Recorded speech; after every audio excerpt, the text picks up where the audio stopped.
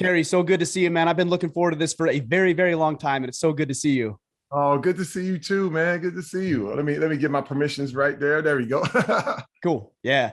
Well, you wrote a new book, and I read the book, and I actually wanted to start from the back because Okay. there was in the end of the book, you wrote something that actually impacted me deeply, and it was your attempt to reconcile with your mother and father. Yes. One went very well, I would say, and the other didn't go as planned. And I think there's a lot of men out there who are struggling with trying to get some sort of reconciliation with their folks or somebody else, and then trying to offer forgiveness. So I'd like to start there if you don't mind. Oh, that's great, man. I'm thankful for that you are starting there because, that's what I'm all about. Literally, I discovered that the key to really finding true success was in reconciliation in Ooh. all ways. And I had to go back to my parents, man, and there's so many things that, because there's no such thing as a perfect parent. You know what I mean? There's flaws, there's things that happen. And, there were a lot of things I had to get over, man. I mean, just, with the abuse that my dad inflicted upon my mom and our family, and just mental and physical. It was a stumbling block, man, for years for me, all the way to the point where I literally beat him up. I mean, it's wild to say because it's one of those things where it's something that should never happen. Like in the structure of humanity, a child should not have to go back and beat his parents up. You know what I mean? And I was even more traumatized by that. I was thinking, this is setting the score, this is settling it, this is making things right. And it actually made things more wrong. And what I found was reconciliation. And this was weird because I actually experimented with it. You know what I mean? It was one of those things like, so many things aren't working. I said, you know what if I just wipe the slate clean? How about that? It's literally like you got a board and you got all these things on it and all this stuff. You're like, man, you know what? I think I just need to start over. Um, and it was an attempt to wipe my slate clean. But, but that involved me forgiving. That involved me literally letting go of all the hurts and all the wrong things and all the traumas and all that stuff. And what was wild is that, when I beat my dad up, it was not, it left to no change. And I mean, no change. In fact, things got worse. But when I came to him and I told him, I said, man, you know what? And we call him Big Terry because he's Terry just like me. So in my house, I was little Terry, he was Big Terry. And I said, Big Terry, you know, I said, I've been hurt by you a lot, but one thing I do want to tell you, I said, I want to tell you this. I want to thank you. And I said, I have to think of one thing that I could thank you for. And I said, I thank you for having me because if it wasn't for you, I wouldn't exist. And I just want to say, thank you, man. Thank you for doing that. Dude, Ryan, he broke down. He broke down. And I mean, in sobbing tears and apologies and this whole thing. And I was like, after all these years of trying different things and all this stuff, it was through this attempt to reconcile with my dad in just the smallest way. I mean, that was literally the only thing I could think about that I could say, man, thank you for that. And it was the thing that broke what was a big giant like wall between us. Now, what was wild is he tended to go back. You know what I mean? It was kind of like excuses and different things. He was like, well, you don't remember it the way that, and I remember thinking, oh, well, but I was free. You know what I'm saying? It was like I made the attempt. And by recognizing that that was the thing that I needed to do, I realized, oh my God, that is it. And I needed to do it in all my relationships. You know what I mean? In all my circles and all my things. It was like the only thing I could control is this attitude of reconciliation.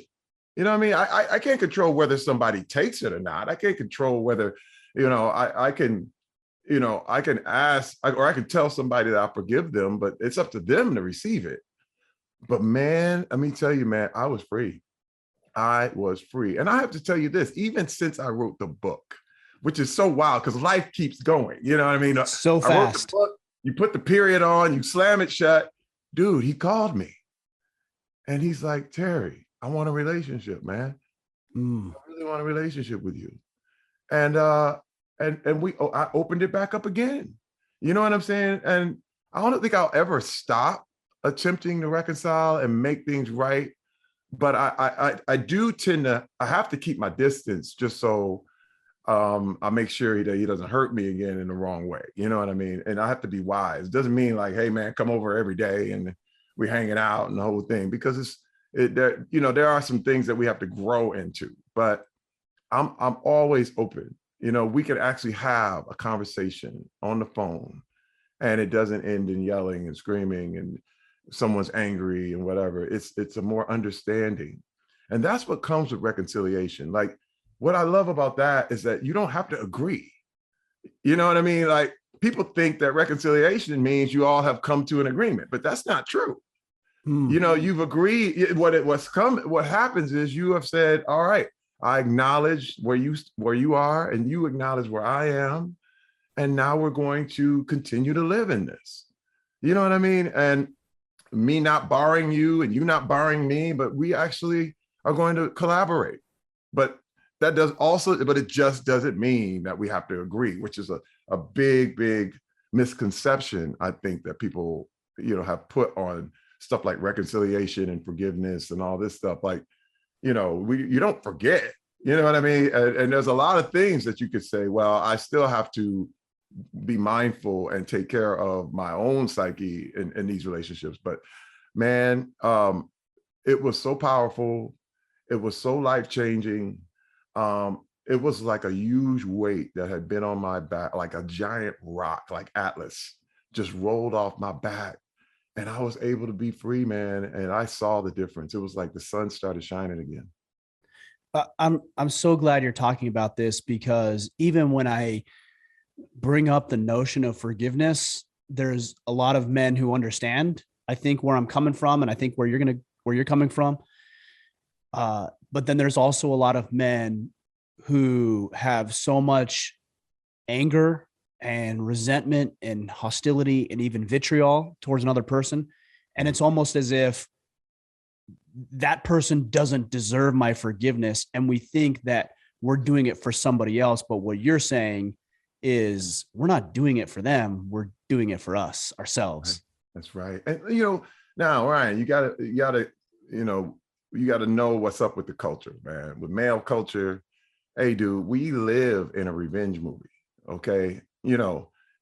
First of all, those are the best ones to watch. You know what I mean? You want to watch Payback. Those are the ones, because it's life. It's us. Dude, you want to watch Taken. You know what I mean? You want to watch it when somebody's calling them up and saying, I'm going to hunt you down one by one. We want to watch Expendables. That's what we want to watch. You want to watch Expendables. You want to watch people come back and settle the score. You understand what I mean?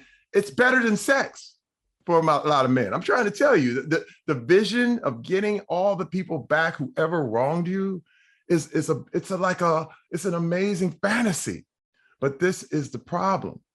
And this is what I discovered. You can either have success or you can have revenge, but you can't have both, which is mind-boggling. Like, because people have always been like, success is me getting revenge on that. That means I'm successful.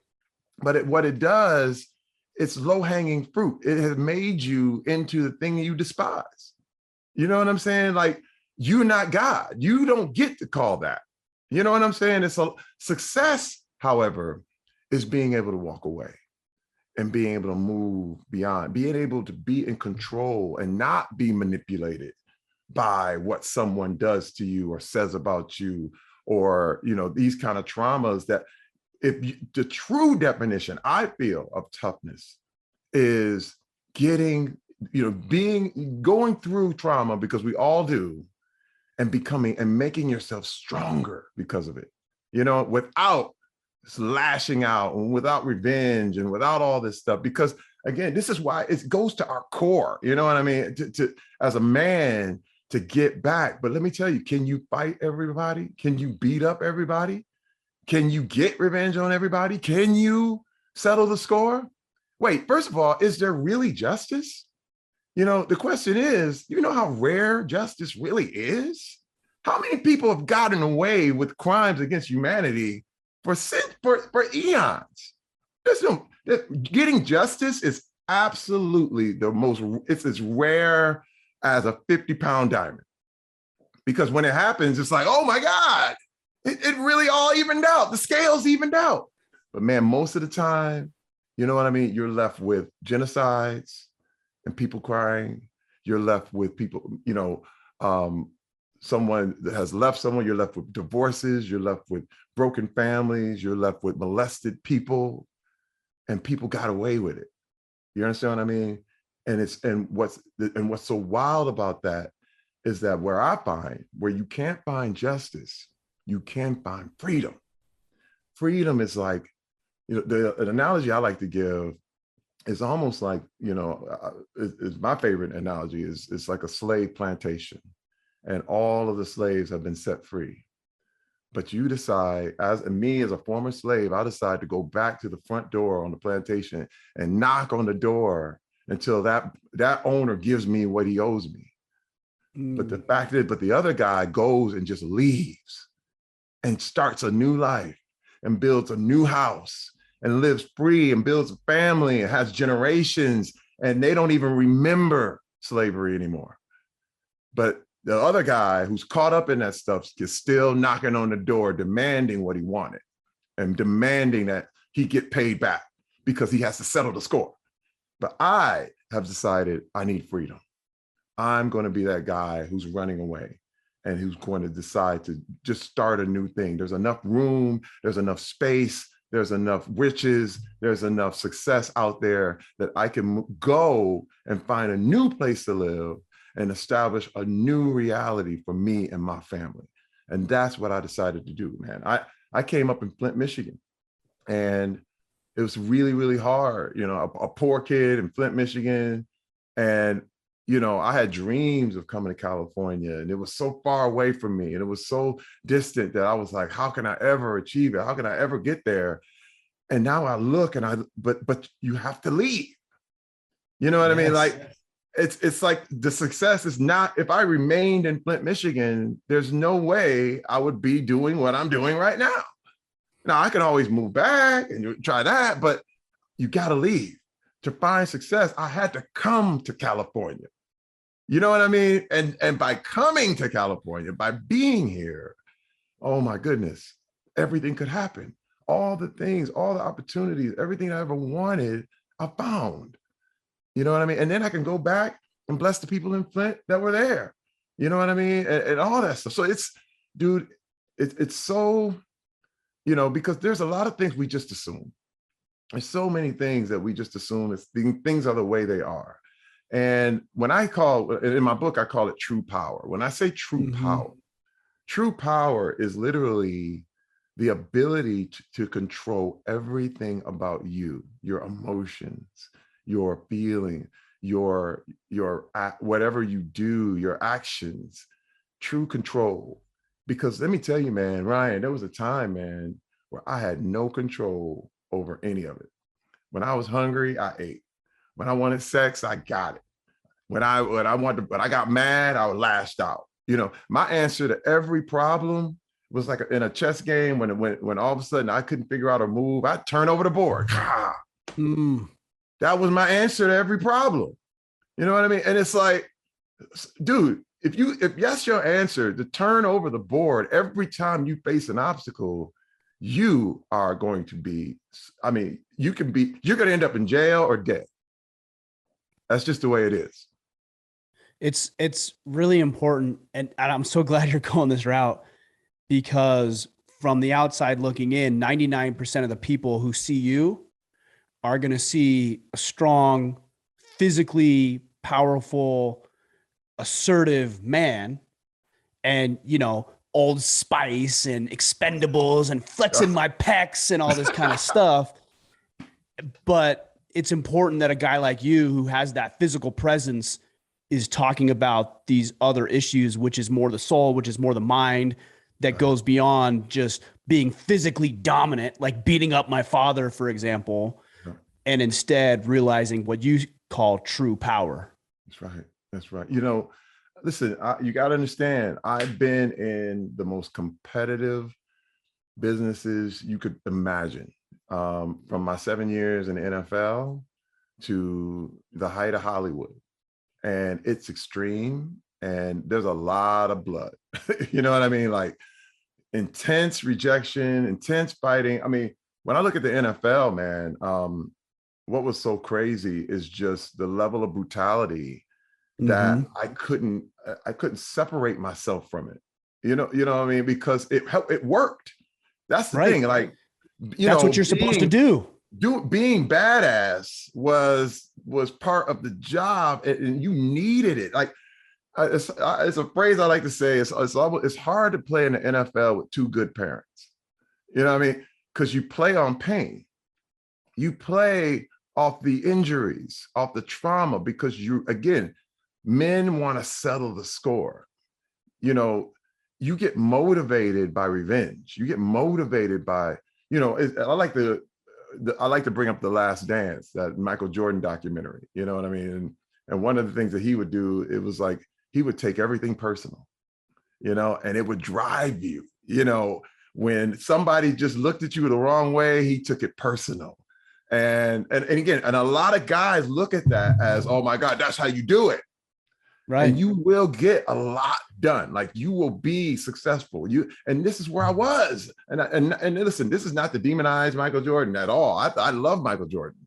But what the point is that I was that guy who was like, this is how you win, by being this dude. Like, I would look at you, Ryan, and I would smile, but my whole mentality was to destroy you. And it was, I was two people. You know what I mean? And immediately when you say that, I'm like, bring it on. Let's do it. Like, 'cause I'm the same way. See what I mean? Different. No, I'm telling you, man. And I've been there, but then I want, but it leaves you scarred. It leaves scorched earth. And that stuff doesn't work in real life. You know what I mean? You get off the football field and you do that in traffic, and dude, somebody's shooting you. And I can't name the football players who sit on the side of the road after a huge accident, after they did something crazy, in tears, like, man, my whole life is over. You know what I'm saying? I mean, dude, I remember knocking people out and sitting at home waiting for the police to come, because I know everybody saw it. I knew what was up. And then just wondering, like, why did I just throw everything away? Just like that. You know what I mean? Like, I had everything, family, kids, job, all this stuff. And I knocked this dude out, and I'm sitting at home like, that's how I started off the book, was a fight that I got into because I felt my wife was disrespected. And I put this guy on his head on concrete in the middle of downtown Pasadena. And the police came and they were about to arrest me. And if I'd even thought about resisting it, I knew they would have shot me. No doubt. My wife was just like, what is going on? And this white man came out of the blue. He was like, sorry, sir, they were being bothered. This man disrespected his wife, the whole thing. I saw the whole thing. And by the grace of God, the police let me go. But my wife pulled me to the side, and we went home that night, and she said, Terry, we're going to lose everything, man. She said, you can't do this. Like, I don't see us winning. Like, I see this all coming back to haunt you. You could be baited into anything. If somebody calls you a wrong name, somebody does something and does something to me just to get at you, you're going to lose it all. And if you're not, what is our family going to do with you in jail? What is our family going to do? We get sued and we have to owe everybody everything. You know what I mean? It's like, hey, man, you gotta promise me we're just gonna walk away. And now let me tell you something. That was unthinkable, Ryan. Unthinkable. I was like, what the hell are you talking about? I was like, I'm handling my business. This is what we got to do. And again, I had it ingrained with manhood that is what I was supposed to do. And I'm gonna tell you another thing about Black culture. In Black culture, we have a belief that if anybody calls you a nigger, that you're supposed to knock them out right off. Like, no problem. Anybody. I mean, TikTok and Twitter are full of clips of people getting knocked out for calling somebody nigger. Sure. But then it hit me, man. It hit me, Ryan. Like, there are no niggers. They don't exist. And so me getting offended, you might as well call me a leprechaun. And I'd be like, that's what people call me, by the way. You know what I mean? I got the red beard. Right. I'm a little shorter. That's what they call me. Hey, and first of all, if you had a problem with being a leprechaun, if you all of a sudden you felt you really were a leprechaun, you would be offended. But if you really thought, if I said, hey man, I'm the farthest thing from a nigga. So why does that affect me? Why would that affect me? And I had to break down these triggers and these things that would cause me to go off and lose control of my emotions and my physicality. And man, it's tough. This is tough. Because when I say tough, that's a whole nother kind of toughness. It's like another level beyond just physical strength. We're talking emotional strength, mental strength. And when I say tough, and this is why the name of the book is tough, is because these things are not easy to learn. But once you get them, and once you hold on to them, and once you start to examine them, it does get easier. But it takes toughness. It takes this kind of toughness. And let me tell you, man, once I started doing that, and once I started examining why I was angry and why I went off, dude, it started to change it started to change everything. I started to question everything. I would go around and it was like my world got turned upside down. It was just like believing that the sun rotates around the earth and then finding out, wait a minute, we go around the sun. Holy cow. Wait, it looks exactly the same, but the engine is totally different. You start to realize, wait a minute. And if you realize that we go around the sun, now you can go into outer space. Now you understand. Now you can go super far. But until the moment you realize, if you still thought the earth was flat, you can't travel. You know what I mean? Right. Like, you can't move. Where else is there to go? There's nowhere to go. So you staying right where you are. And I didn't want to stay where I was.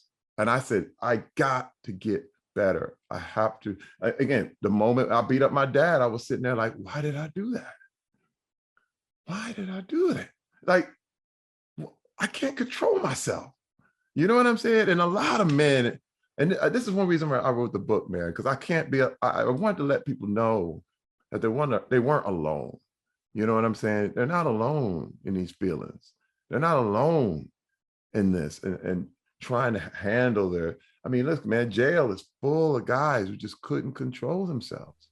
You know what I'm saying? It was like, man, and they look back and they don't even know why. And they just say, I wish I wouldn't have, but that's too little too late. Terry, you talked a little bit about your wife in that scenario, about her trying to check you to a degree. I think you guys have been married for over 3 decades? 33 years. Yes. My wife and I are going to celebrate 18. So we're about halfway there. Congrats. What do you attribute that to? Because there are so many men who, they partner with this beautiful woman, they fall in love with a woman, and they struggle. And I've struggled. I'm sure you and your wife have struggled, no doubt. Yeah. What do you attribute over 3 decades of committed marriage to, and what could you share with the guys that would help them do the same? Okay. First of all, my wife was leaving me 12 years ago. There's a day we call D-Day. And, she was like, I'm out.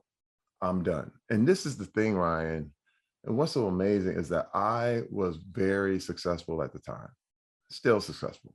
I mean, to me, I was like, I got everything you want. I'm rich, I'm famous. I got, I'm taking care of you. I'm taking care of the kids. I'm doing what I'm supposed to do. I don't, my mentality was like, hey man, I haven't beat you. I haven't done all this crazy stuff, but this is the thing, man, is that I had an addiction to pornography that I never told my wife. And what happened is that over the years, it got worse and worse and worse. Now, what was crazy is that right before D-Day, which was about 12 years ago, about 10 years earlier, I cheated on her at a massage parlor. I got a hand job and I was like, oh my God, and it was the pornography and all this stuff that kind of, you keep bringing that stuff into your life, it kind of manifests, you know what I'm saying? And I was like, oh my God. And I'm not blaming it. I just definitely did it. I was like, man, how did I get in this spot? Like, I didn't want to do this. So, and this is the thing, I vowed I'd never tell anybody. I was like, I'm going to my grave with that. Like, this is something I'm never telling anybody. And so we go 10 more years and I got this secret and the whole thing. And what was happening though, is that I had guilt, and guilt was slowly starting to eat at me. You know what I mean? Because I was still looking at pornography and she didn't know, it was one of those things. I was doing it behind her back, and I had a whole other life, you know what I mean? And a whole other mentality and things that I felt like, well, I'm a man. So, this is something she wouldn't understand. You know what I mean? You can rationalize anything. We know justify it, sure, of course. You justify, you rationalize, you say, hey man, she wouldn't understand it. Men need these things. No big deal, right? No big deal. I love her. It's all good. But it wasn't, because this is the thing. I would ask her, she would come to me like, something's up with you, Terry. Like, something's up. And I was like, oh, what are you talking about? I'm good. I'm straight. Blah, blah, blah. And she's like, no, something's wrong. You can tell.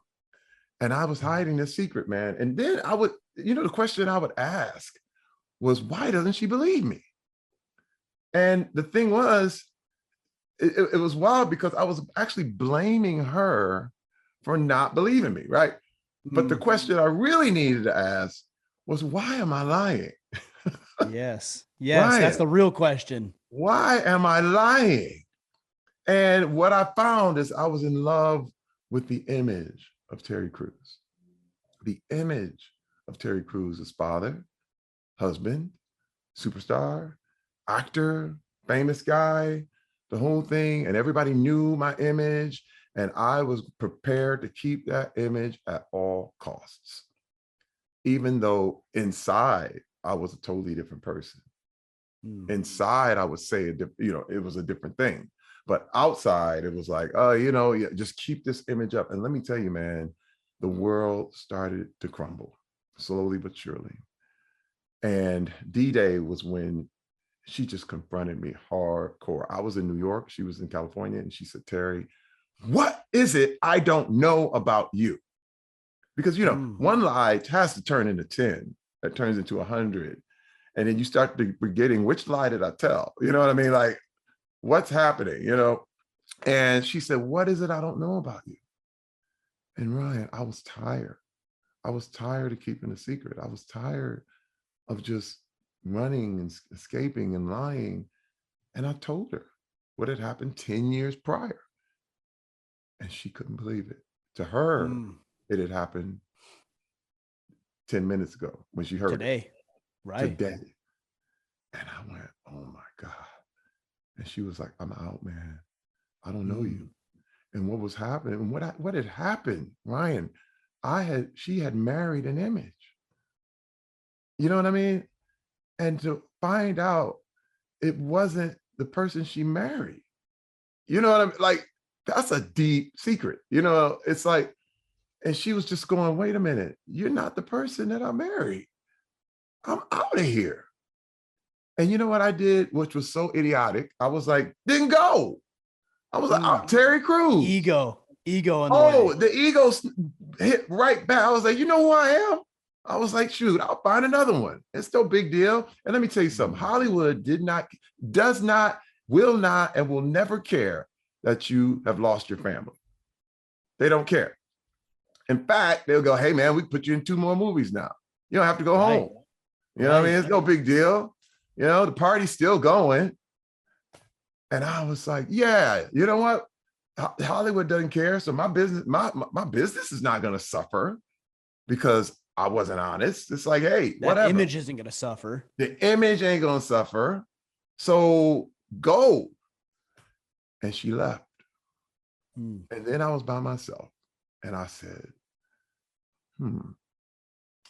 And a little voice hit me, man. It said, what if it's me? I was like, no, it couldn't be me. No, not me. No, it's the fact that, you know, it's where I grew up. It's what I was told. It's where I was raised because I'm a man. Men have needs. I got a high sex drive. So, you know, I have every excuse in the book, man.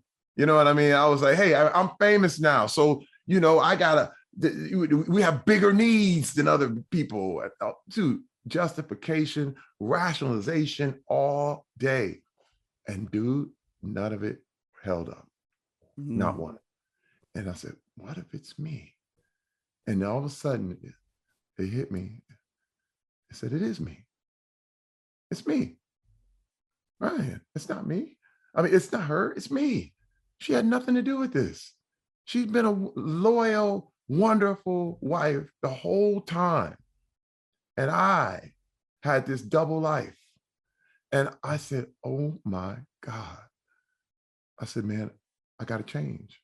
And this is my advice to every man out there, is to realize you have to change throughout the course of your marriage. Listen, in 33 years, she's not the same woman she was, and I'm not the same man. And we all had to change. And another thing I want to say is that I had to really examine my belief system. And my belief system was, I believed that I was more valuable just more valuable, period, simply because I was a man. And I had then more a woman? value than Is that women. what you're saying? I'm sorry? Yeah, No, I just have more valuable than women. Yeah, I was more valuable than women, than all the women in my life, simply because I was a man, because that's what I was told. When I was young, man, it was like, hey, man, handle your wife, bro. You handle your family. You were the man. And being the man, the ego, the whole thing became, I wasn't the father. I wasn't the husband. I owned them. You see what I mean? That's a whole different mindset, man. I own my family, which means you can do whatever you want. You control them. And the problem with that is that it's impossible to love someone and control them at the same time. You can't do it. It's impossible. All love involves freedom. It doesn't involve control. If someone leaves the house and wants to come back, they love you. But if you lock them in the basement, is it love? You know what I mean? Like, sure, if you of course never let not. anybody, if you don't let anybody leave, is that true love? No, it's control. And there are a lot of men that would rather be feared than loved. And they conflict the two. You kick off the book with a lot of talk about masculinity. And so as you're talking about what it means to be a man relative to what it means to be a woman, how do you differentiate, or what would you say are characteristics that you believe encapsulate true masculinity in comparison to femininity? Because I think it's easy to say, oh, be a good and decent human being. Right. I don't think that's exclusive to men or women. I think that's applies broadly. We should all be good people. But what would you say is exclusive or more predominant in men relative to women?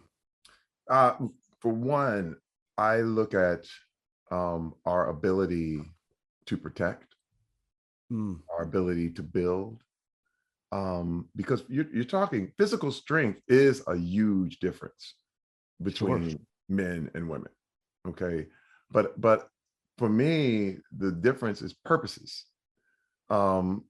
There are, I like the kind of phrase I like to use are gender purposes. You know, it's kind of like a man has a purpose. Like, you know, for me, it's my job. Like my wife can tell me where she wants things, and it's my purpose to pick it up and put it there. You understand what I mean? Like, I do. because 100%. I'm built for that, you know? And also, if there was a threat to my house, you know, I am wired to protect my family in any way. You know what I mean? And so these things, this is where your strength is used to protect, to build, to love, to hold, to really support your family, because you are lifting them up. But where it gets messed up is when you threaten your family with your strength, and when you use your strength to hurt, and when you use your strength to tear down. You know, that's where it's the misuse of your masculinity. And you know, so much has been used, this phrase toxic masculinity, to the point where I don't even want to use it anymore. You know what I mean? It's like, oh, because people are just blah, blah, blah. But what I want to call it, I got a new name, and it's abuse of power. Everybody has a power. You know, when I look at female power, it's awesome. The power to have children. You know what I mean? Like a woman can, wow, that's a power. You know what I mean? The fact that you can have a child is I'm in awe of that. You know what I mean? But we have power. Men have power.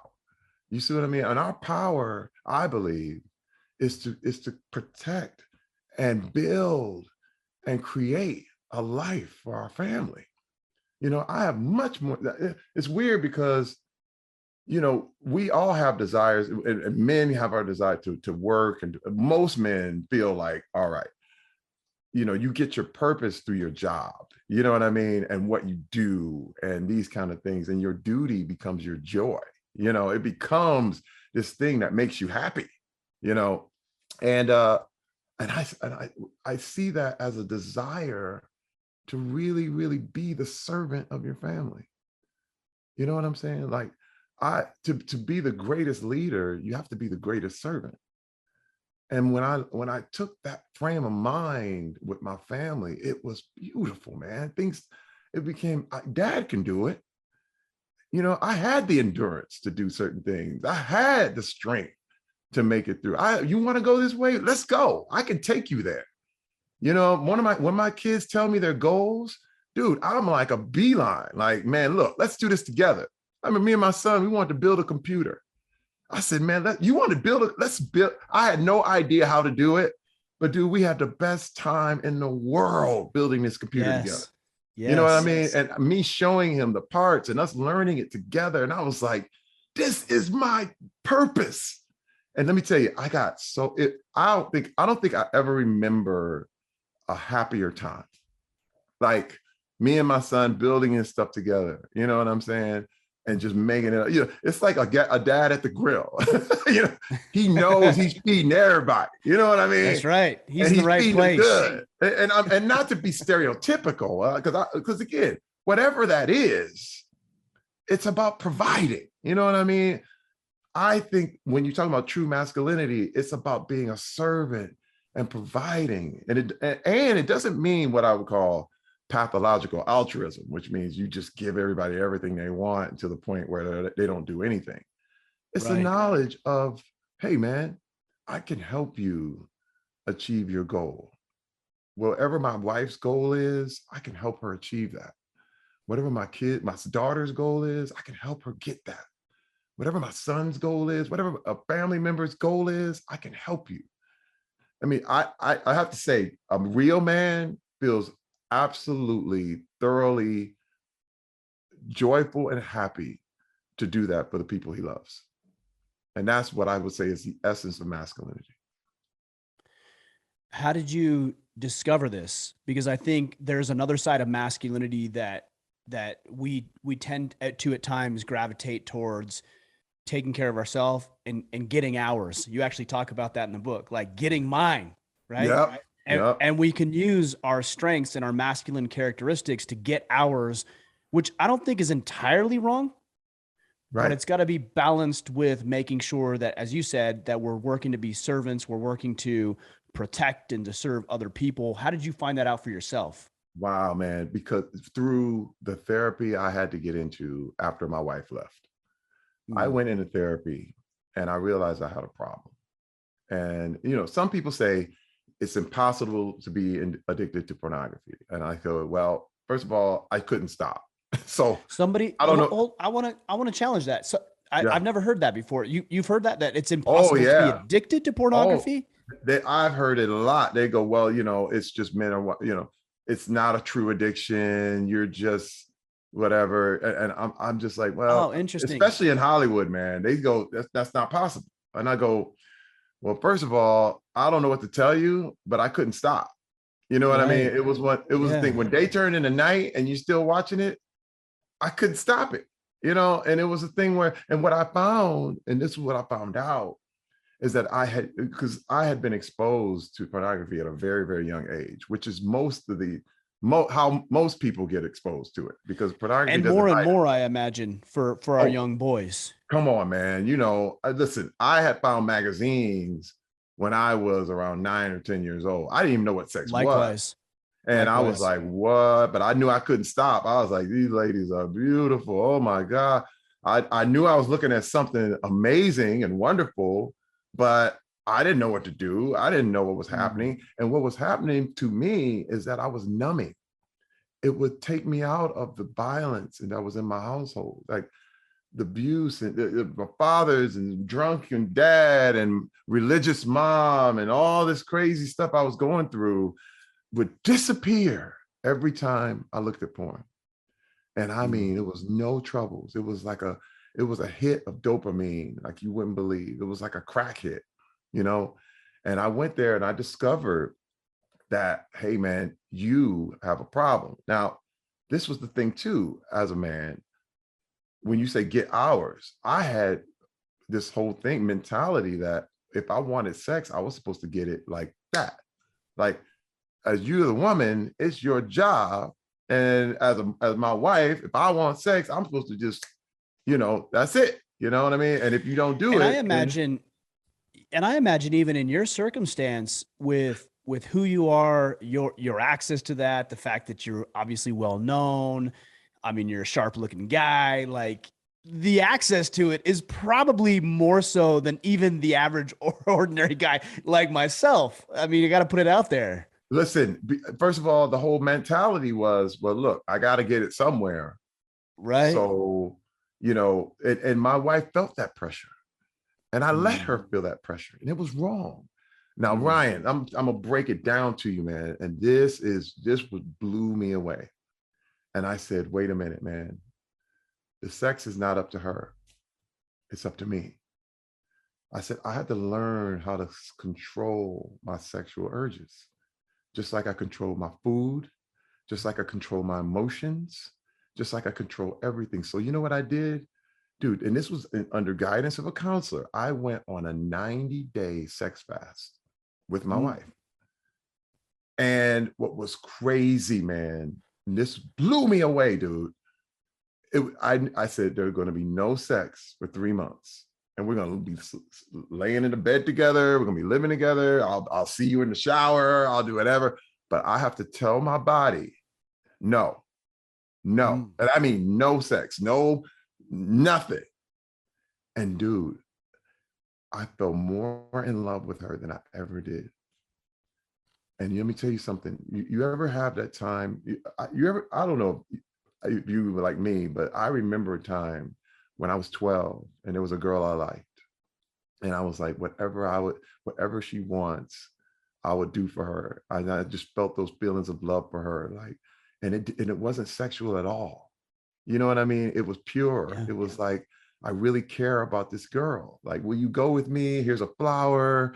It was these kind of innocent, like, I really care about you. You're my best friend. And I really want to see you win.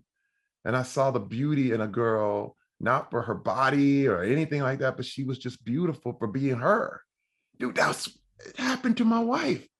And I Mm. went, I don't need this. Sex is not what I need. I need this. What I'm describing is called intimacy. And intimacy means it's someone who knows you, all your faults, all your issues, knows everything about you and loves you regardless. That is what every man is looking for. We think we want sex, but sex and love has nothing to do with each other. You know what I mean? You can have sex and no intimacy at all. But intimacy is satisfying. Intimacy, when you're the woman that you love, loves you back and knows everything about you. And let me tell you what the problem was. I wouldn't allow her to know all my faults.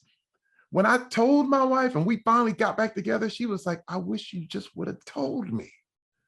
You know what I mean? Like, these are things I was supposed to share with her. And I never did because I was in love with the image. And I wanted to keep that image up. And I wanted to just, and it was a deck of cards, a house of cards that all just came crashing down. And all I had to do was be honest and pure from the first place, just like that little kid in love with that 12-year-old girl who's 12, and stay there. And dude, our marriage went from just to pow. The next 12 years, we have been on a rocket ship because I realized that I was in control of my sexual drive. And I told my body, I said, no, you're gonna get sex when I tell you you're gonna get it. And this is where I started intermittent fasting. I've been intermittent fasting for those same 12 years. I tell my body at 2 o'clock is when you eat. You don't eat anything before that. Even if you have a hunger pain, even whatever, I need to tell you, you're not going to eat until I tell you to eat. And this is the thing that I started to realize when I say true power. It's like when you realize that you are the master of your body, you are the master of your emotions. You know, you are not the person who says whatever. You know, the thoughts that come to you are not you, but you are the person who hears it. You know what I'm saying? And soul, it's like, right? Like I hear that, I'm thinking your soul. The soul, that thing is you. And it doesn't have anything to do with sex or food or anything like that. You know what I mean? But it's got all your passions. It's got everything in you as a man, and all your desires, all your goals, all your will, everything you want, everything you need is right there. And man, it was liberating.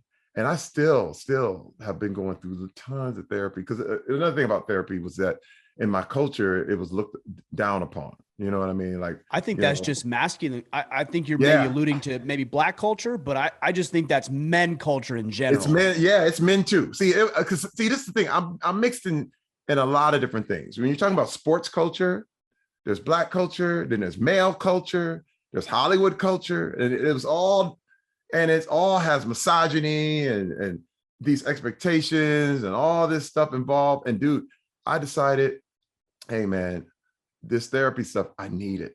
And once I started to examine it and just keep going in it and keep traveling, it's a beautiful journey, man. And I just, but you can only do it for yourself. Like, I can't tell you.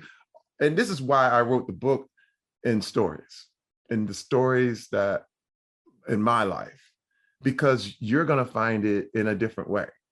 But hopefully in reading my story, you can say, oh my God, I see that here. I can do something with this here. You know what I mean? And because first of all, everything that happened to me in that book is true. It's for real, you know, and I can't deny it.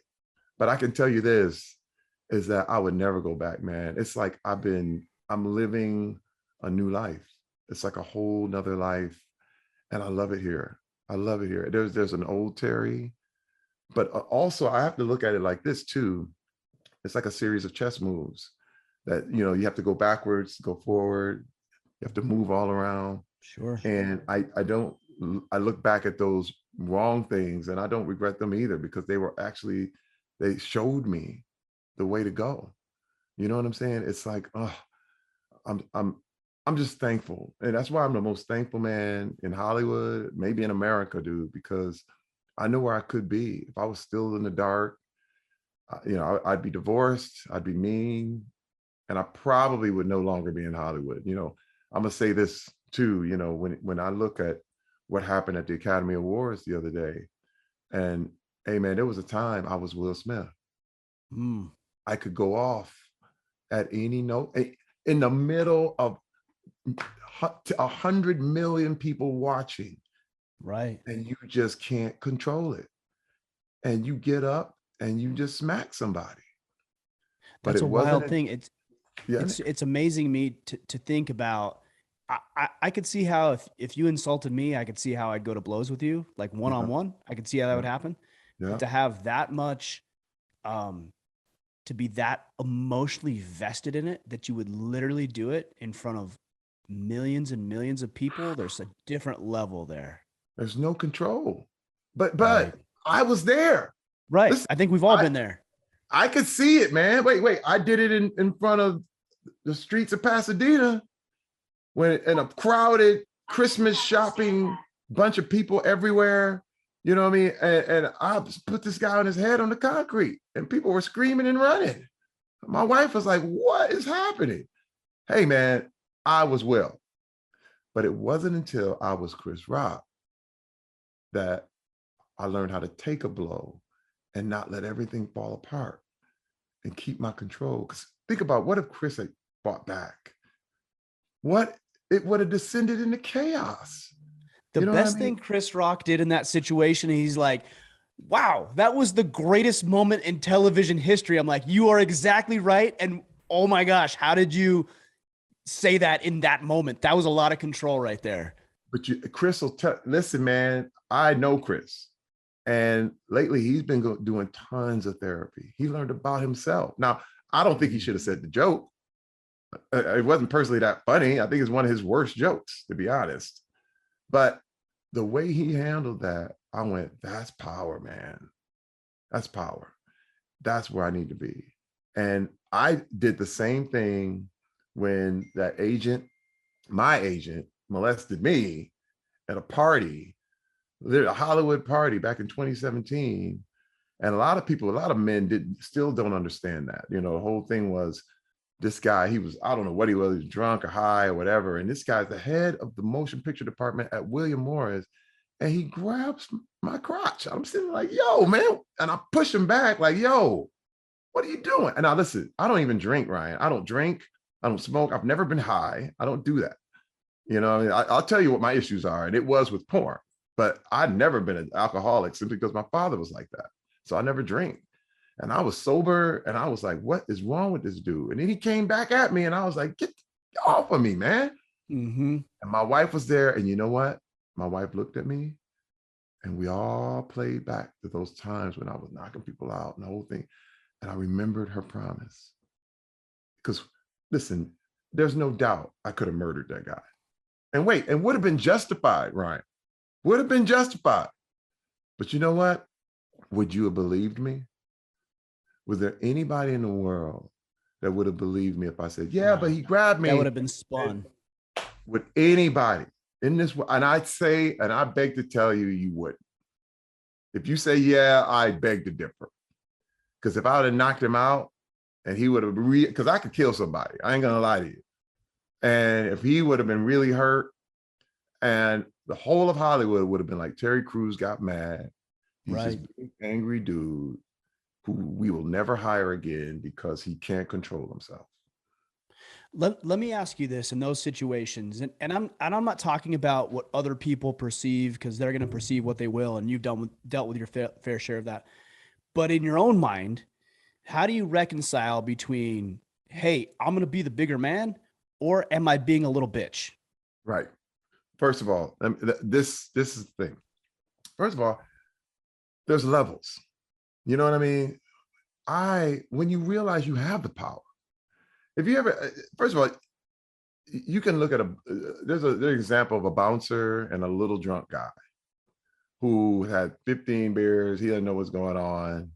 And he's swinging at the bouncer, and the bouncer's just standing there looking at him like, okay.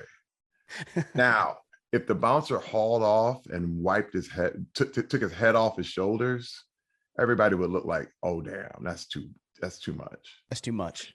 Because you have a responsibility. You understand? There's a responsibility there because you are the bigger man. You see what I mean? You have more responsibility and you have more power. Listen, if I have a nuclear bomb and you have a firecracker, that can't be the answer to all your problems. You know what I mean? Right. You have more power than you think, is what I'm trying to say. Those things, when you do snap, it's because you believe you're powerless. You know, you look at yourself like the big bouncer. I don't care where you are. You can control this situation and you can be the voice of reason. Now, the little bitch thing is a thing where, you know, no one is telling you to sit there and get whipped on and the whole thing, but you can always, always find ways to do things without, you know, there's a smarter way to do everything. To me, the little bitch thing is when a guy goes into a subway with a canister of tear gas and starts shooting at innocent people. That's as bitchy as you can get. You know what I'm saying? Because that stuff is about revenge, about against people for certain slights and different things. And you're mad at the world, and I'm going to get everybody back, whoever did something to me. And it's the weakest, most terrible place to be. But I look at the powerful guys are the guys who are in control, and the guys who see, you know, we've all experienced somebody who knew how to calm a situation down so that it didn't descend into chaos. You know, I grew up with gang members, man, where you stepped on a shoe and 3 people were going to die that night. Innocence, you know, and it's always some kid. It's like a little 9-year-old gets shot in the head because 2 gang members going at it, man. It's the most bitchy thing I've ever seen in my life. And they do it in a car as they're streaming by. Like, they don't even have the confidence to stand up. You see what I'm saying? And then they run like little scared kids. And I go, this is not being a man. It's not. But manhood is really, really about just standing there and being responsible. And and see, the whole term responsible is responsibility, your ability to respond. The more ability you have in your response, the more responsible you are. It's wild, because once I started examining all these things, and I was like, oh my God, I was questioning everything. You know what I mean? All the stuff I've been told. Everybody's like, go get them, go do this. You're like, no, I'm not going to get baited into that. No. And everybody's like, you look weak. I'm like, well, today I do. Thank you. But I want, you know, you win by walking away. You know what I mean? Just because you may look weak to somebody and they called you all these names, whatever, man. But that doesn't make it true. And I said, man, I know now to be that voice, to be that person. This is what happened in the middle of all the 2020 and the whole thing. And people got mad at me for tweeting about, you know, hey, I decide I'm going to side with good people, no matter they were Black or white. I said, I'm not going to get into this race thing where everyone is like, you demonizing white people. And I said, hey, man, I know a lot of good white people. And I said, I know a lot of good people that are really on our side. So I said, I'm not going to choose sides that way. And remember, to me, reconciliation is more than just, it's family member to family member. It's also Black and white. It's male and female. It's Republican, Democrat.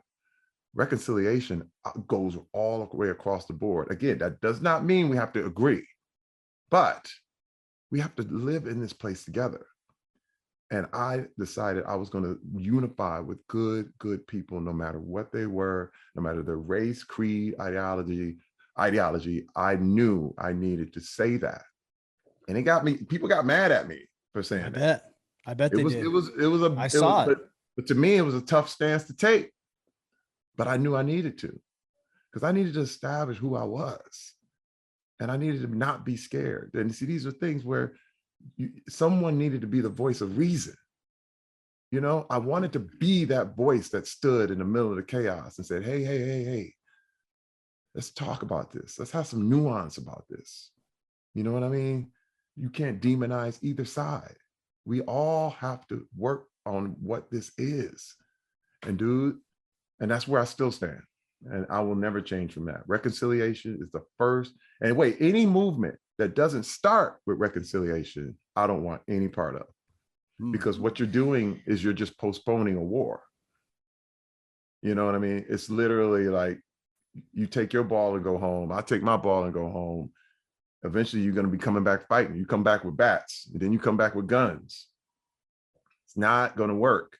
We all have to sit down and find a way to work this out. And that's what reconciliation is all about. And I don't even think there's sides. I mean, I know in extreme cases, there are people who are pit against each other or who are legitimate enemies because somebody's trying to take what you have or whatever it might be, or harm you or people you care about. But for the most part, I don't think there's sides. I think we're all pretty much want the same thing. I think Black Americans pretty much want the same thing as white Americans. I think Republicans want the same thing as Democrats pretty much. Now we might differ, but like the sides thing, and I think social media has made this worse, but the sides thing is an issue. It's an issue. It's like, I even think about your NFL career. It's like, yeah, you know, you might be playing for so-and-so and the other guys on the other team, but also you've agreed so much, not to competition, but cooperation, that you're willing to bring a third party in to make sure you guys all play by the rules. And you've agreed, if we break the rules, there's consequences to it.